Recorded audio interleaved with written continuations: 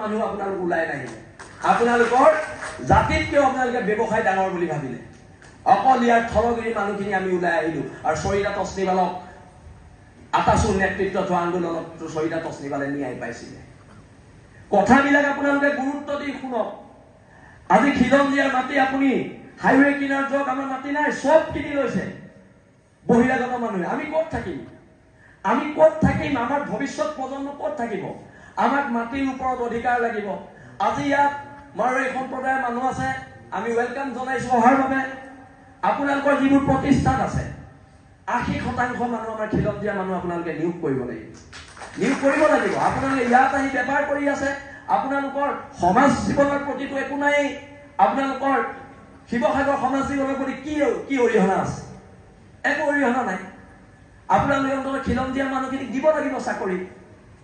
কালি প্ৰতিবাদ হৈছে হাজাৰ হাজাৰ মানুহ কোনোবাই আপোনালোকক কিবা এটা বেয়াকে কৈছে নেকি এইটো আমাৰ সহনশীলতা কিন্তু আমাৰ সহনশীলতাটো আপোনালোকে আমাক দুৰ্বলতা বুলি নাভাবিব আমাৰ সৰলতাটো আপোনালোকে দুৰ্বলতা বুলি নাভাবিব আপোনালোকে যে ইয়াত বেপাৰ কৰি আছে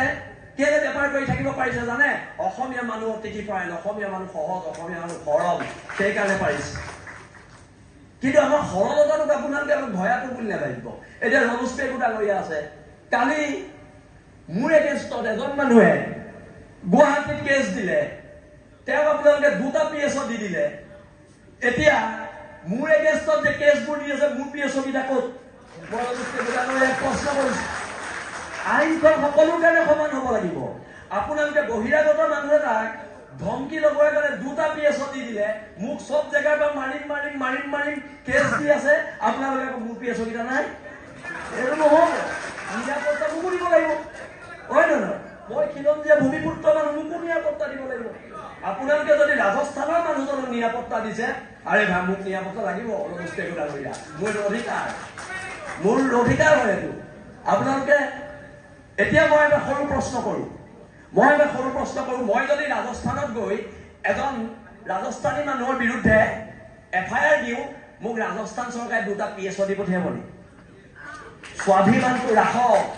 স্বাভিমান ৰাখক ৰাজনীতি সম্পদকে ডাঙৰ বস্তু নহয় আমাৰ সমাজ ডাঙৰ বস্তু জাতি ডাঙৰ বস্তু ৰাজনীতি বহুত তলৰ বস্তু ৰাজনীতিতকে জাতি ডাঙৰ আৰু জাতিৰ ক্ষেত্ৰত কম্প্ৰমাইজ কৰা নহ'ব আৰু এতিয়া জিপি সিং ডাঙৰীয়ালেও প্ৰশ্ন আছে যে আমাৰ নিৰাপত্তাবোৰ কি হ'ব আৰু তেনে এতিয়া দেখোন সব যদি অনা অসমীয়া মানে মোৰ এগেইনষ্টত কেছ দি দুটা পিএছও পাই থাকে অসমত আমাক নিৰাপত্তা দিবলৈ পুলিচে নাইকিয়া হ'ব সেইকাৰণে মই কৈছো আপোনালোকে কেবিনেটত সিদ্ধান্ত লওক যে আমাৰ উজনি অসমৰ খিলঞ্জীয়া মানুহৰ মাটি ছেভ কৰিব লাগিব উজনি অসমৰ মাটিখিনিৰ ওপৰত আপোনালোকে এখন আইন আনক আৰু যদি হিমন্ত বিশ্ব শৰ্মাৰ লগতো আমি আলোচনাত বহিবলগীয়া হয় আমি আলোচনাত বহিম কিন্তু মই পুনৰ কৈছো আপুনি এজন জনজাতীয় মানুহ আপুনি অসমৰ থলগিৰি মানুহ ময়ূৰ বৰগোহাঁই সদৌ অসম তাইৰ ছাত্ৰৰ সন্ত্ৰাসবাদ গৈ আজি ৰাজনীতিৰ এক উচ্চ আসনত আছে কিন্তু আপোনালোক সকলো থলুৱা খিলঞ্জীয়া মানুহ আৰু এই খিলঞ্জীয়া মানুহখিনি সুৰক্ষা দিয়াৰ দায়িত্ব যেতিয়াই আপোনালোক ক্ষমতাত আছে আপোনালোকে ক্ষমতাৰ সৎ ব্যৱহাৰ কৰক আৰু খিলঞ্জীয়া মানুহক অধিকাৰ দিয়ক বহুতো দল সংগঠন আছে তেওঁলোকৰ ক'বলগীয়া আছে